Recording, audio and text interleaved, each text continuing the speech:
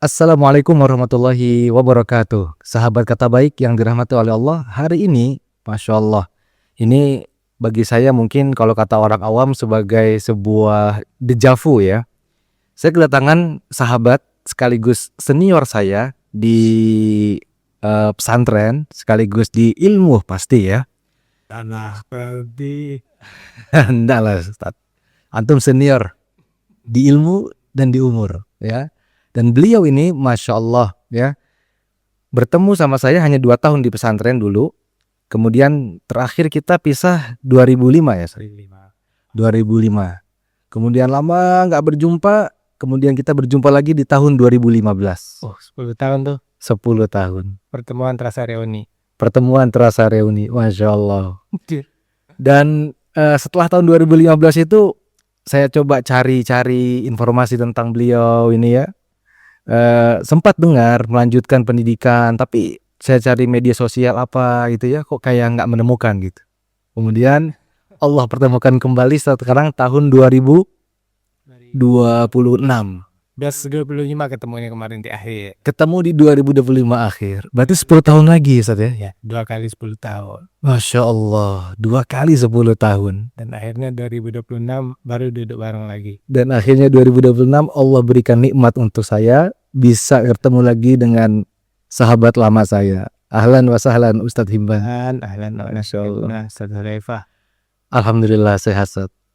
Bener loh Ustadz, ini senang sekali saya Ustadz. Benernya senang atau dejavunya? Semuanya Ustadz. Ini berasa kayak ketemu dulu di pondok gitu ya. Dulu saya masuk ke pondok kelas 1 SMP. Dulu kita nyebutnya Mutawasitoh ya. Betul. Saya sudah kelas 2 waktu itu. Kelas 2, berarti kita cuma ketemu 2 tahun Ustadz ya? Ya, antum kan sudah masuk jadi anggota kamar saya saat itu. Junior antum. Atau 3 tahun lah, karena antum jadi anggota kamar saya itu di kelas 2 ya, bukan kelas 1. Oh iya benar, betul. Berarti 3 tahun. 3 tahunan. 3 tahun. Tapi dulu kita bisa ya Ustadz, ketemu apa ya, anak SMP itu bisa sampai hafal semua teman-teman, bahkan kakak kelas itu sampai Ustadz hafal itu ya. Iya. Masya Allah. Ya itulah dinamika hidup dengan segala pola yang berubah. Masya Allah. Sekarang orang malah nggak kenal sama tetangganya misalnya. Nggak kenal 10 tahun bertetangga, 15 tahun bertetangga. Hanya tahu wajah saja, tidak tahu nama, tidak tahu kabar. Bahkan mungkin nggak tahu tentang kondisinya Ustadz ya. Iya, bahkan di sekolah pun dulu, misalnya ada 500 siswa di sekolah tersebut, 700 siswa di sekolah tersebut, itu bisa orang saling kenal. Sekarang enggak. Anak kelas 10 tidak mengenal kelas 11, kelas 11 tidak mengenal 12. Anak kelas 10 nggak mengenal kelas 11 ya. Anak kelas 11 tidak mengenal kelas 12, tidak mengenal dalam definisi. Dia tahu ini ada orang seperti ini, tapi tidak tahu nama. Tidak tahu nama, tidak ada komunikasi, tidak ada hubungan kedekatan dan lain sebagainya. Masya Allah. Ini menarik nih Ustadz. Bisa nggak tahu sama teman sekolahnya Ustadz. Nah, saya dengar dinamika hidup itu. Fenomena dalam kehidupan. Fenomena bener gak begini nih Ustadz? Ya pertama benar ya. Itu di semua lini, bahkan di dunia kerja, kemasyarakatan, dan bahayanya lagi di dunia pendidikan. Itu bahayanya lagi itu. Itu bahaya Ustadz ya? Iyalah. Kenapa bahaya Ustadz? Bagaimana kita kan dididik untuk salah satu kita dididik di dunia pendidikan tuh untuk memiliki kompetensi sosial. Oke, tiba-tiba saat itu juga kita kehilangan kompetensi sosial kita. Bagaimana kita bersosial? Kan bersosial itu berawal dari mengenal orang, terus bisa bertukar pikiran, terus membangun satu rasa yang sama. Misalnya kan ente nih, ukurannya kita udah nggak ketemu itu kan 20 tahun. Ya. Ya kayak kemarin aja ini. Kita kayak masih nyambung ya Ustadz ya. Iya betul. Sekalinya ketemu kita biasa aja gitu, saling jemput, ketemuan yuk, gimana nih, jadi dah sekarang. Masya Allah. Menarik Ustaz. Tadi antum sebut tentang kompeten sosial ya dalam pendidikan. Kompetensi sosial. Kompetensi sosial. Dan Anda dengar sekarang antum ini sedang ini Ustaz ya. Membina pesantren ya Ustaz ya. Definisinya di mana ini membina pesantren? Apakah definisi keberadaan saya atau Bukan. Lebih tepatnya mungkin antum sebagai pimpinan atau antum rujukan lah, dituakan di pesantren itu gitu Ustaz. kalau dituakan enggak lah ya. Kalau memimpin atau mengelola pesantren bisa dikatakan ya, tapi bisa dikatakan juga jabatan apes juga ya. Dalam arti banyak hal yang akan kita lakukan, banyak hal yang terkorbankan juga ketika kita berada di posisi ini. Tidak senyaman yang orang lihat ya, kemudian atau tidak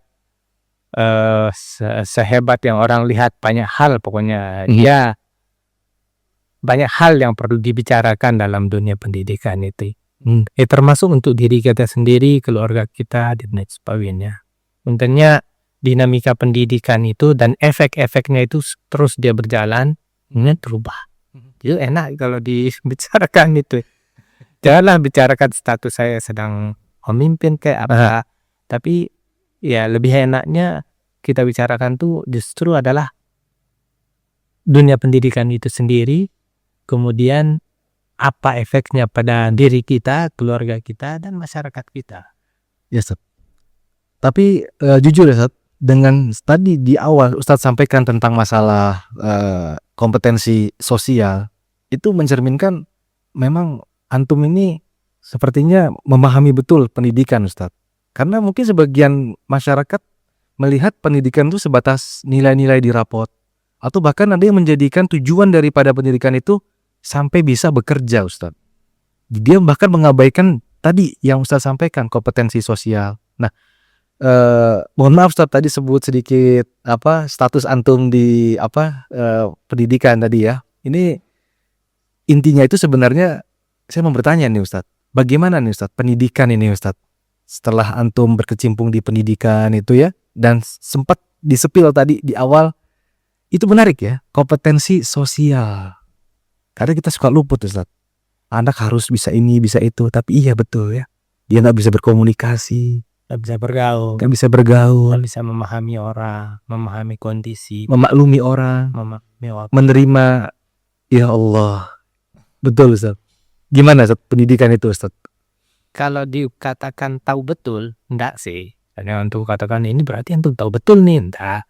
Ya kebetulan aja kita berada di sana, kayak orang berada di Lingkungan bencana misalnya ya. Aha.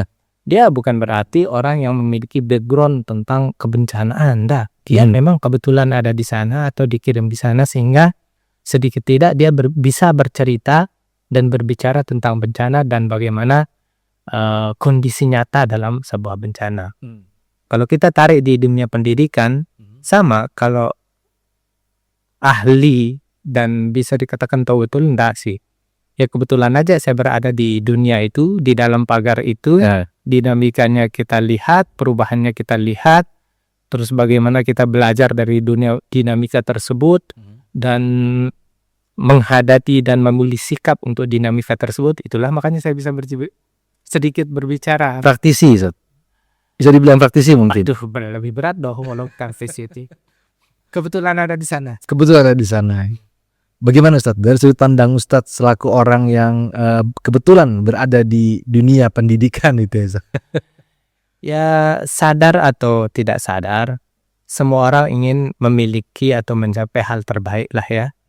Kita sebagai pengelola lembaga, kemudian tim kita juga demikian, wali santri kita juga punya ekspektasi khusus ketika mereka memasukkan anak-anak mereka di sekolah, punya keinginan dia, punya visi dia, punya misi dia.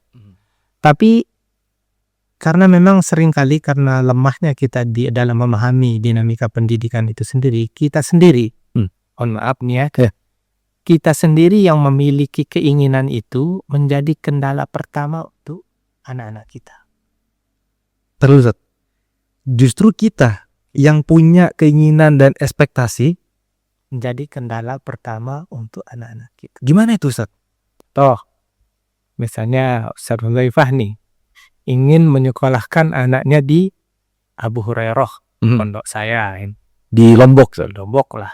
Ustaz Iban, saya ingin menyekolahkan anaknya di Abu Hurairah, dan ternyata yang bersambut Ananda di rumah memang nyatanya pingin sekolah di pondok tanpa menyebut nama dimanapun lah itu dulu. Ya.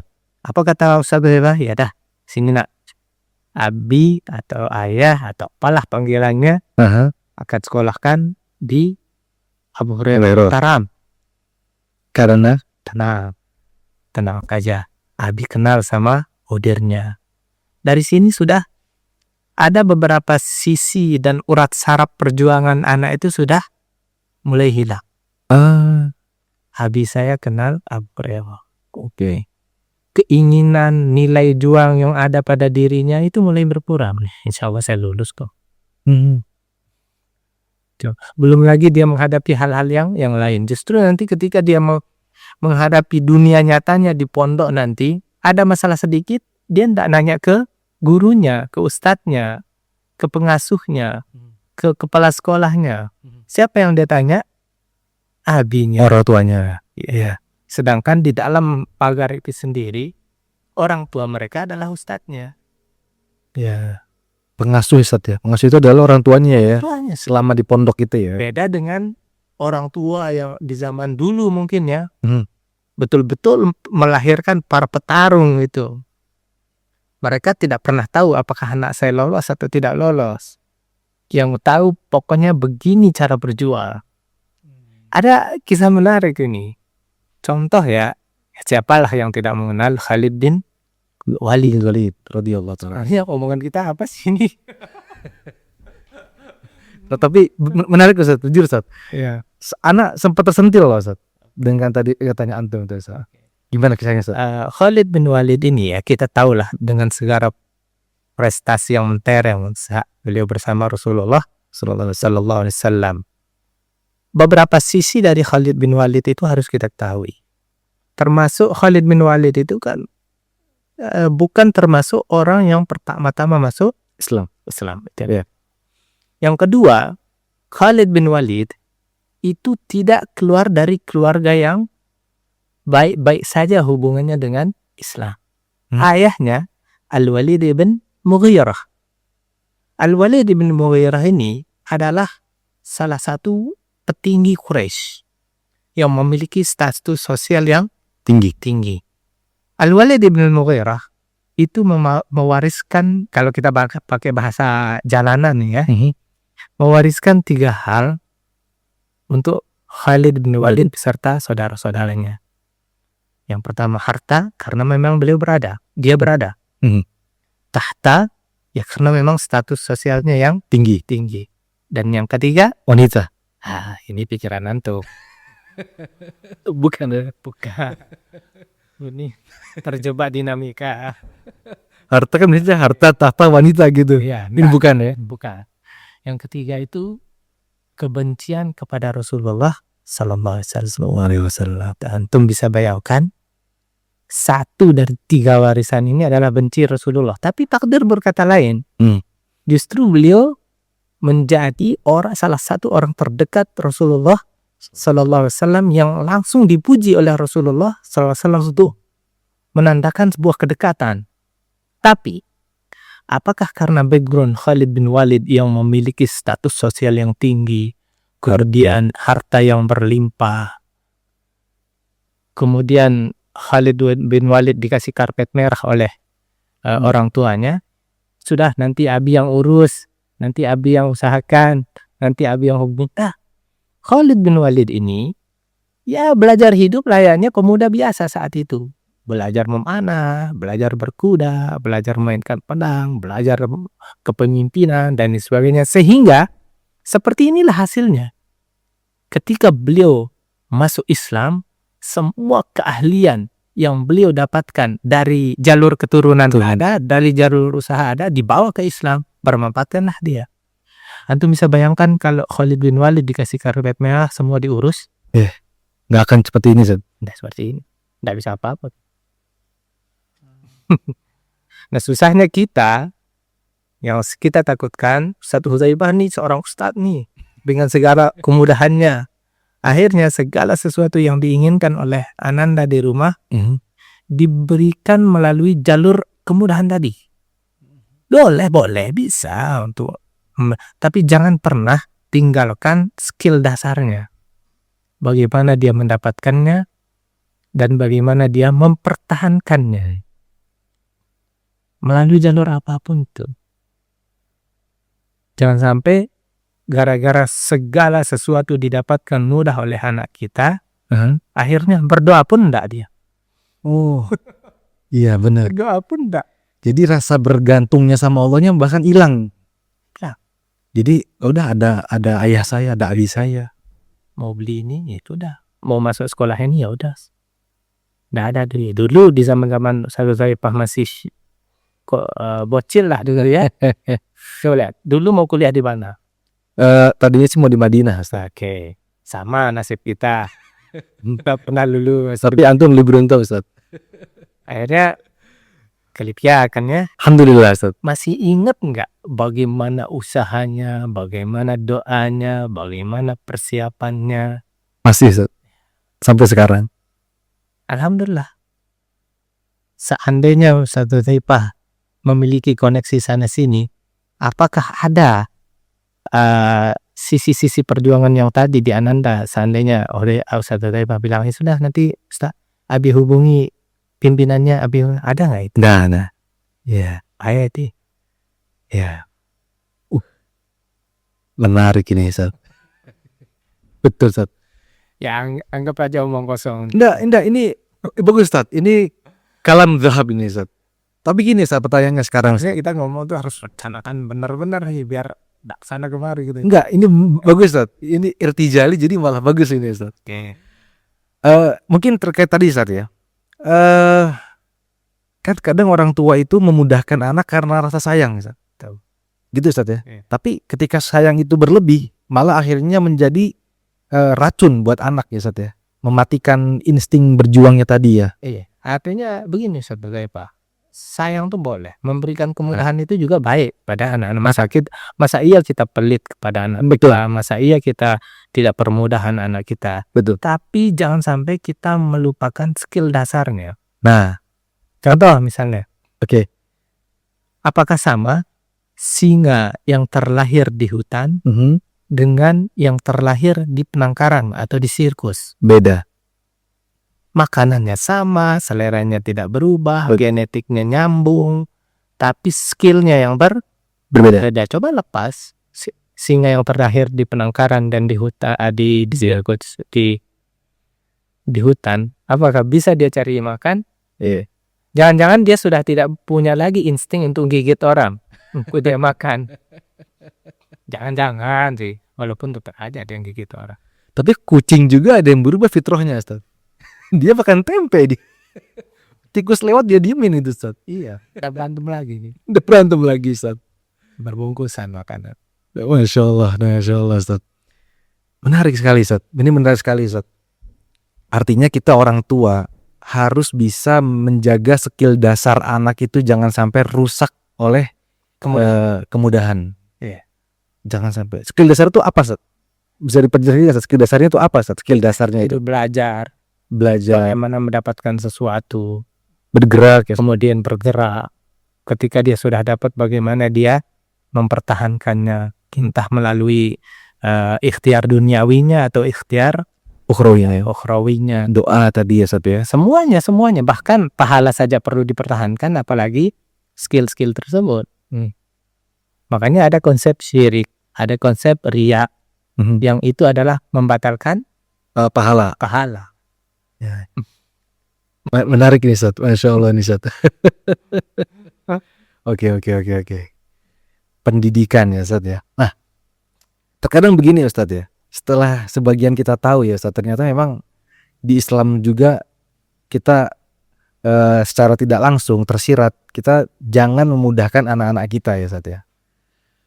Ketika kita menyampaikan ini ke orang, konsep mempermudah ada dalam syariat. Tapi ada batasan. Tidak mendidik itu yang bahaya. Tidak mendidik. mempermudah yang tidak mendidik ya Ustaz ya. Itu yang berbahaya ya. Kan yassiru wala tu'assiru kata Rasulullah SAW. Mempermudah. Beri kemudahan ke orang. Tapi jangan Hilangkan konsep pendidikan. prinsip tadi itu ya. Apa namanya skill dasar tadi jangan dihilangkan ya Ustaz ya. Iya, ada kan kisah seorang sahabat Yang nggak punya uang. Rabi'ah bin Ka'ab al-Aslami. Wah, gimana Ustaz? Rabi'ah bin Ka'ab al-Aslami ini adalah orang dekat Rasulullah SAW. Sallallahu alaihi wasallam. Beliau meriwayatkan tentang dirinya. Apa kata beliau?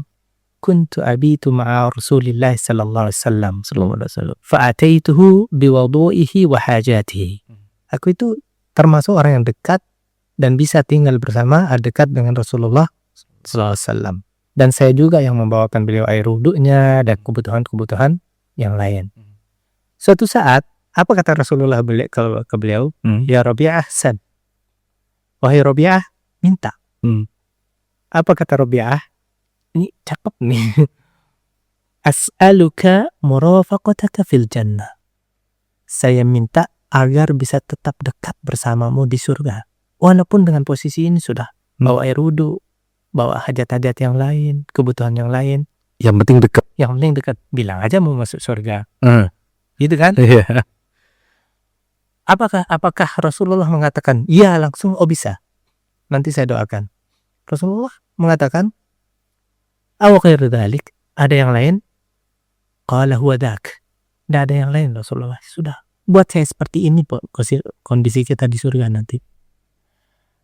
Rasulullah tidak langsung mengiyakan dan mendoakan, tapi dikasih tantangan. Apa kata Rasulullah? Fa'inni ala nafsika bikathratis sujud. Supaya mudah kamu mendapatkan ini dan ada celah saya untuk mendoakan ini, maka tolong bantu saya dengan memperbanyak sujud. Beliau tidak mengatakan, ya baik Pak ya, nanti saya doakan. Tapi tolong jalani dia, ikhtiarkan dia dengan memperbanyak sujud-sujud. Karena ini salah satu ikhtiar kita biar dapat surga. Padahal Robi'ah minta kepada orang yang kalau berdoa diijabah sama. Tapi Nabi SAW nggak langsung ya. Iya. Banyak sholat, banyak sujud. Masya Allah. Iya. Tetap dipermudah, tapi jangan hilangkan skill dasar tadi. Skill dasar, kewajiban dasar. Menarik Ustaz. Menarik Ustaz. Ini dari tadi menarik. Padahal dalam hatinya, nyesel saya ngundang nih orang nih. Nyesel, kenapa gak undang dari dulu gitu? Kenapa gak ketemu dari dulu? Makanya baru ketemu sekarang dan kebetulan Ustadz lagi di Jakarta, jadi kita bawa ke sini. Culik ya. Diculik dulu ke sini. Bela-belain datang ke tempat tinggal. Ayo, saya tunggu di lobi. Terima kasih nih Ustadz waktunya Ustadz. Yang kedua Ustadz, masih berkaitan dengan, mungkin ini masih ada hubungan sama pendidikan ya Ustadz ya. Terkadang ketika kita mengetahui nih Ustadz ya, mengetahui sesuatu yang benar Ustadz, kemudian kita sampaikan. Kalau tadi kan mungkin anak-anak kecil Ustadz. Sekarang mungkin anak ini udah beranjak dewasa Ustadz. Kita anggap anak perempuan kita misalnya Ustadz. Kemudian kita ajak mereka tuh misalnya untuk berjilbab. Atau anak laki-laki kita misalnya kita larang dia dengan sebuah perbuatan yang tidak dibenarkan di agama kita. Entah dari mana nih Ustadz, dia dapat kayak semacam jawaban ketika yang perempuan kalau suruh berjilbab nanti menunggu hidayah dulu.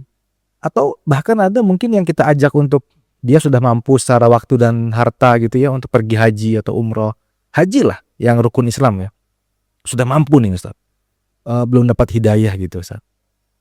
Nah ini ya apa ya Ustaz ya? Maksudnya ini kan udah jelas ada di Islam gitu Ustaz. Apalagi yang ditunggu gitu. Kenapa bahasanya kok tunggu hidayah? Emang hidayah ini seperti apa ini Ustaz? Wah. Nih, cakep sekali openingnya ini. Dijadikan anak sebagai tumbal dulu. Bagus nih public speaking ini. Bilang aja kita menemukan fenomena sekarang. Misalnya dalam kehidupan nyata kita kan. Ada sesama perempuan, kenapa kamu tidak pakai jilbab? Jawabannya macam-macam. Ya tunggu dapat hidayah dulu. Atau jilbab hati bing. Atau kayak tadi contoh, ada orang mungkin terlalu sibuk dengan karirnya, padahal keuangannya sudah betul-betul Ya, pas banget, mapan banget, berlebih malah. lebih malah. Itu diminta haji aja biar sempurna hubungan Islamnya, malah ya tunggu dapat Hidayah. hidayah. Ini mungkin ada sih kaitannya dengan dunia pendidikan ketika kita memahami sesuatu tidak secara utuh misalnya. Termasuk ketika kita memahami makna dan bentuk nyata hidayah itu secara utuh. Mungkin orang menganggap hidayah itu sudah dia tahu sekaligus sepaket dengan dia kerjakan. Padahal kalau kita lihat di dalam Al-Quran, Allah SWT menyebutkan hidayah itu beberapa kali dan banyak kali. Misalnya dalam satu ayat disebutkan wa innaka latahdi ila siratim mustaqim, dan sesungguhnya engkau wahai Muhammad memberi petunjuk ke jalan yang bisa memberi petunjuk ke jalan yang lurus. Di ayat yang lain Allah SWT berfirman dengan redaksi yang sedikit berbeda atau bahkan sangat berbeda. Innaka la tahdi man ahbabta walakin Allah yahdi man yasha wa huwa a'lamu bil muhtadin. Sesungguhnya engkau wahai Muhammad, itu tadi ayat untuk Nabi Muhammad. Sekarang untuk Nabi Muhammad juga. Sesungguhnya engkau wahai Muhammad tidak bisa memberikan hidayah ke orang yang kau cintai. Siapa saja yang kau cintai, siapa saja yang kau pilih. Walakin Allah yahdi man yasha. Akan tapi Allah lah yang akan memberikan hidayah kepada siapa yang dikehendaki. Wa huwa a'lamu bil muhtadin, dan dia yang maha tahu siapa yang berhak menerima hidayah tersebut. Yang pertama diperbolehkan, yang kedua justru tidak diperbolehkan. Yang pertama ada pintu, yang kedua tidak ada pintu-pintu. Nah, disinilah para ulama menjelaskan hidayah itu kan dua macam. Pertama disebut dengan hidayatul irsyad, itu dalam bentuk pengetahuan, baik itu yang kita dapat dari Al-Quran, sunnah, penjelasan para ulama, penjelasan para ustadz, para kiai, para tuan guru, dan lain sebagainya. Bisa. Atau bahkan dari alam sekitar, ketika kita melihat satu fenomena alam, kemudian kita tersentuh, kita kembali mengingat Allah, atau bahkan dari perilaku anak kecil sekalipun, bisa. Itu disebut dengan hidayatul irsyad dalam bentuk pengetahuan. Yang kedua disebut dengan hidayatul taufiq, ketika Allah SWT memilih kita untuk bisa melakukan sesuatu yang kita ketahui, ketika itu dalam bentuk perintah, atau meninggalkan sesuatu yang kita ketahui ketika itu dalam bentuk larangan. Itu disebut taufik. Ini murni dari Allah SWT. Tidak ada yang bisa memberikannya kecuali Allah SWT. Oke. Untuk mempersempit pembicaraan kita, cobalah kita ambil satu contoh yang mana di contoh itu kita bisa bedakan antara orang yang mendapatkan hidayah dengan orang yang tidak mendapatkan hidayah. Contohlah, sholat 5 waktu. Tanyalah seluruh masyarakat Indonesia atau masyarakat dunia. Apa hukum sholat 5 waktu? Apa jawaban Pak? Wajib. Ada yang menjawab sunnah? Tidak ada. Itu penistaan agama kalau ada yang menjawab sunnah, bisa-bisa ditangkap itu. 5 waktu ya? Iya, Wajib. Tapi apakah gegara orang mengatakan sholat 5 waktu itu wajib, kemudian setiap orang yang mengatakan dan meyakini dia wajib, dia sholat 5 waktu? Saya tanya. Tidak. Oke. Dari satu sisi, hidayatul irsyad semua dapat. Tapi taufik dari Allah SWT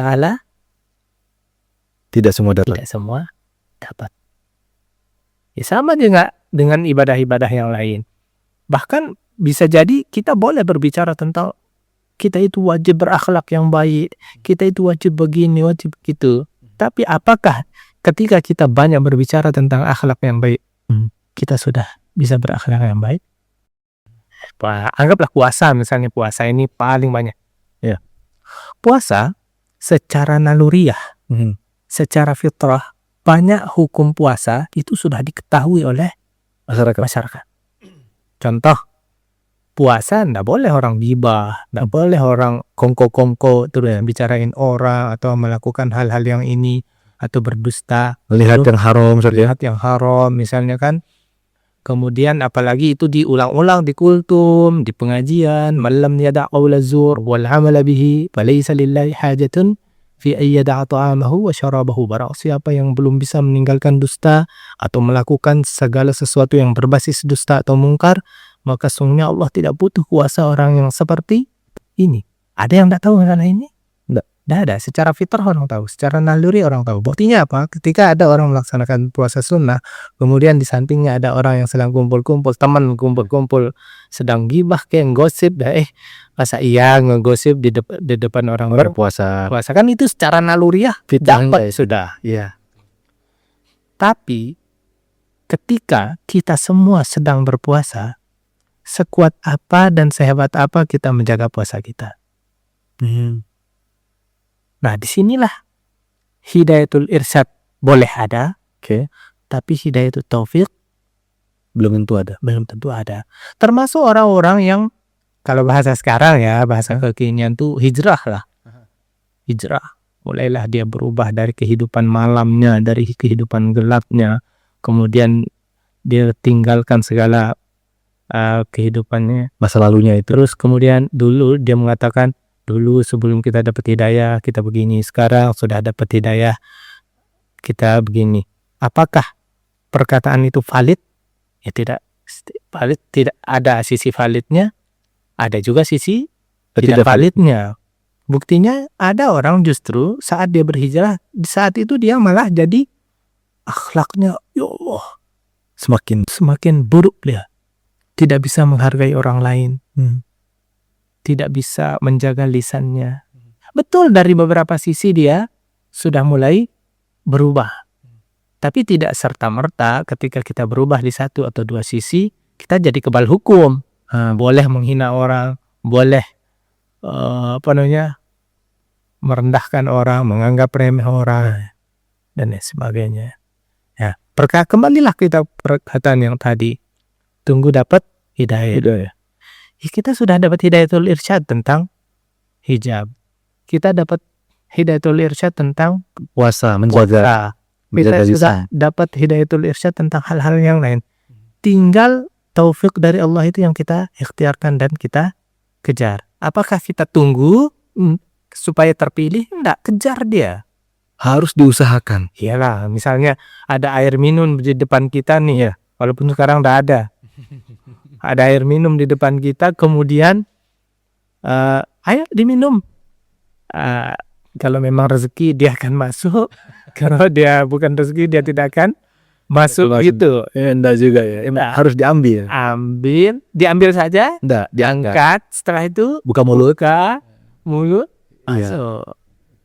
Itu dia. Begitupun dengan hidayah ya, Ustaz. Iya. Hidayah taufik tadi ya. Ya, hidayah taufik, usahakan, ikhtiarkan. Makanya kan kita diminta untuk berdoa. Majelis ilmu di mana-mana. Betul.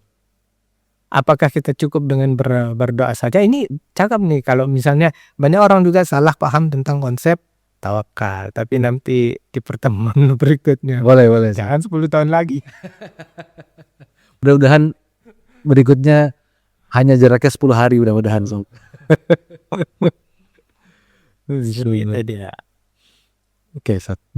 Berarti harus diusahakan. Ya. Kalau segala fasilitas sudah kita miliki, majelis taklim di mana-mana, dekat dengan ustadz, tapi itu kita tidak manfaatkan, tapi atau bahkan justru kedekatan atau privilege yang seperti ini menjadi bumerang, yaitu kalau kita bahasakan tersesat di jalan yang lurus ini. Tersesat di jalan yang lurus. Artinya sudah punya semua alat, diberikan privilege tadi. Iya. Masih tidak mau ada usaha. Ya? Masih tidak ada usaha. Menarik, Ustaz. Ya, bahkan ada orang, dia segala sesuatu dia ngatur. Mulai dari konsepnya, kemudian persiapannya, masalah pengajian misalnya ya. Tapi saat di hari H pengajian itu dilaksanakan, kemana dia? belakang panggung tak ambil faedah. Padahal dia yang menyeting pengajiannya Dari rencana sampai ngundangnya Ustaz. iya, dengan segala dinamika, kendala-kendala, pusing dan lain sebagainya. Dia semua Jadilah pengajian itu dia ngambil faedah. tidak dapat faedah. Oke. Berarti boleh kita simpulkan begini Ustaz.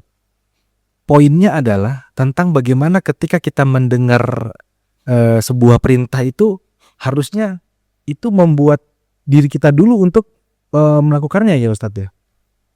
Artinya ketika kita ada perintah nih dari di agama kita harus A, berarti kita harus memaksa diri kita dulu ya. Dan kita mengoreksi diri perintah mana nih yang belum kita lakukan gitu ya. Iya, ini konsep dan ini manhaj syar'i lah istilahnya ya. Manhaj syar'i. Makanya di Allah Subhanahu wa taala menyebutkan di dalam Al-Qur'an, qu anfusakum Wa ahlikum wa ahlikum naruh. nar.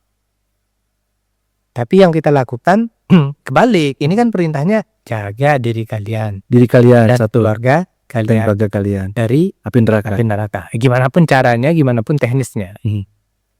Tapi mulai dari benak kita, hati kita kebalik. Misalnya, contoh, ketika kita mendengar pengajian, atau menghadiri majelis taklim lah misalnya, ada ayat-ayat tentang neraka, ada hadis-hadis tentang perilaku penduduk neraka yang akan masuk neraka, Atau ayat-ayat orang munafik. orang-orang munafik. Coba lihat, yang terlintas di benak kita itu orang. Oh, kena misi A dengan hadis ini. Pas banget nih. Judul kajian kita itu kebiasaan si B. Kenapa ndak kita cek keberadaan kita di hal tersebut? Al-Quran sudah kita terbalik dengan konsep dasar Al-Quran. Qu anfusakum ahlikum nara. Terbalik lagi dengan konsep nyata hidup para sahabat yang itu mereka didikan langsung Rasulullah SAW. Contoh ya. Contoh, ada namanya Thabit bin Qais. Thabit bin Qais ketika turun ancaman berupa la tarfa'u aswatukum fawqa sawtin nabi, ketika kalian berbicara dengan Rasulullah, jangan berbicara layaknya kalian berbicara dengan orang biasa. Kita diminta berada, jangan angkat suara, jangan dan lain sebagainya.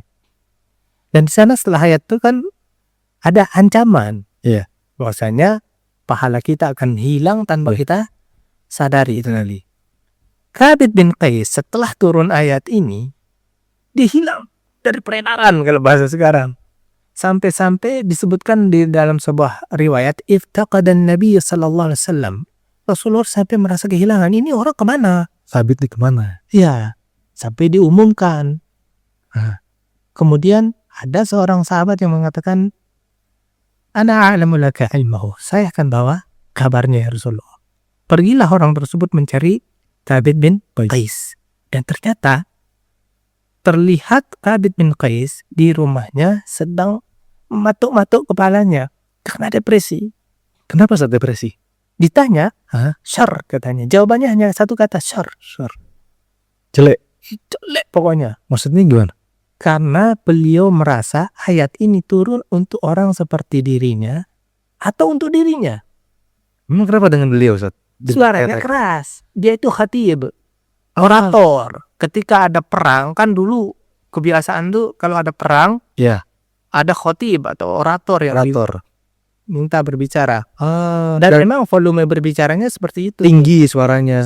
Dia merasa Tersindir dengan ayat tadi. tersindir dengan ayat tadi. Ya Allah, jangan-jangan ayat ini turun untuk saya atau orang semisal saya. Dua-duanya parah. Iya. Kalau orang untuk saya parah. Kalau orang semisal saya Karena juga di situ sama gitu ya. saya juga di situ. Ya Allah. Akhirnya dikabarkanlah Rasulullah SAW tentang ini. Apa kata Rasulullah? Balik. Sampaikan salamku bahwasanya dia bukan termasuk penduduk neraka. Itu dia penduduk surga. Selesailah masalah. Yang intinya Dari kisah ini. dari kisahnya adalah ketika ayat ini turun, Thabit bin Qais tidak memikirkan orang. Tidak memikirkan sahabat yang lain. Betul. Ternyata dia, ya Allah, saya di sini. Apakah itu terjadi di kita di zaman sekarang?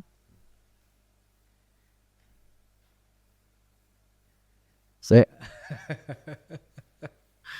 mungkin yang bikin kegaduhan itu kita salah metode ya Ustaz. Gimana ini?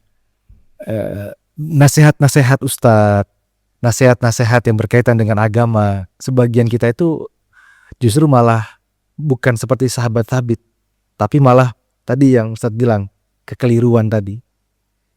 Akhirnya menjadi gaduh tadi itu Ustadz. Bahkan kalau kita lihat ya, dari cara kita berbicara bebas dengan teman-teman kita, gitu ya, itu menandakan kadar pemahaman kita tentang konsep-konsep syariat. Mulai dari kata ganti sudah. Seringkali kata ganti yang sering keluar dari mulut kita saat berbicara tentang konsep-konsep syariat yang terkait pelanggaran misalnya, mereka. Iya. Mereka begini, mereka begitu. Kenapa Nggak kita? kita? Dari kata ganti saja. Itu udah mencerminkan ya. Iya. Astagfirullah. Astagfirullah. Coba. Benar-benar. Kenapa ndak kita sesuai dengan manhaj Qur'ani ku anfusakum wa ahlikum Nara. Iya. Ya, kalau ibarat kata Rasulullah, ta'ala bina nu'min sa'ah lah istilahnya. Ayo ke sini, kita beriman. Iya. Astagfirullah. Ini tamparan ini. Tamparan sekali ini. Tamparan. Ini apa? Kalau kita bilang ini pengingat Ustaz. Iya betul. Kadang kita suka luput ya Ustaz ya. Saya jadi ingat ceritanya ini Ustaz. Umar bin Khattab radhiyallahu taala anhu ketika beliau datang ke Hudzaifah kan. Dan Jadi orang munafik. Munafik itu. Dicari dirinya, bukan dicari Orang lain. orang lain. Padahal ketika itu beliau khalifah kan. Hadir. Bisa aja beliau Ada jaminan masuk surga. surga. Segitunya beliau sudah dijamin masuk ke dalam surga, tapi metode dan manhaj tadi itu menempel di beliau ya. Iya. Takut kalau itu beliau ya. Iya. Ya, kita jangankan surga, pekerjaan ada belum ada jaminannya, masih butuh besok atau biasa. Ya, tercermin tadi dari ucapan obrolan santainya kan ketika ada sifat buruk dari kata gantinya aja sudah mereka. Kenapa nggak kita? Astagfirullah. Benar Ustaz. Benar sekali ini Ustaz. Menarik sekali Ustaz sebenarnya Ustaz. Ya, Enak saya sebenarnya bicara depan enggak Ustaz. paduka Ustadz Hudzaifah. Enggak Ustaz. Jujur Ustaz. Ini ya teman-teman sekalian ya, sahabat kata baik ya, yang dimanapun teman-teman berada, justru ini yang kita harapkan dari obrolan-obrolan santai begini, faedah, saling mengingatkan gitu. Karena jujur kita semua ini manusia, terlepas dari apapun status sosial kita, santri kah, masyarakat awam kah, atau bahkan ustadz kah gitu ya, kita harus terus sering mendengar kata-kata baik ya Ustaz ya. Kalimatan thayyibah. Jazakallah khair Ustaz. Mantap sekali Ustaz, cuman sepertinya waktu tidak memungkinkan ini Ustaz. Sebenarnya masih banyak yang ingin kita gali, tapi mudah-mudahan seperti yang kita impikan, ini mudah-mudahan jangan pertemuan yang per 10 tahun sekali. Mudah-mudahan per 10 hari. 2005, dari Yusuban, 2015, 2025. Mudah-mudahan bulan-bulan berikutnya kita ketemu lagi Ustaz. Kita masih bisa membahas lagi fenomena-fenomena yang ada, dan mudah-mudahan pembahasan ini bukan cuma sekedar pembahasan yang menguap, tapi mudah-mudahan bisa memberikan manfaat, memberikan faidah. Insyaallah. Tidak semua kata-kata bisa diucapkan, hanya kata-kata baik yang harus dan layak diucapkan Ustaz. Terima kasih banyak Ustaz atas waktunya Ustaz. Wafiq barakallah. Jazakumullah khairan. Barakallah Ustaz. Assalamualaikum warahmatullahi wabarakatuh. Waalaikumsalam warahmatullahi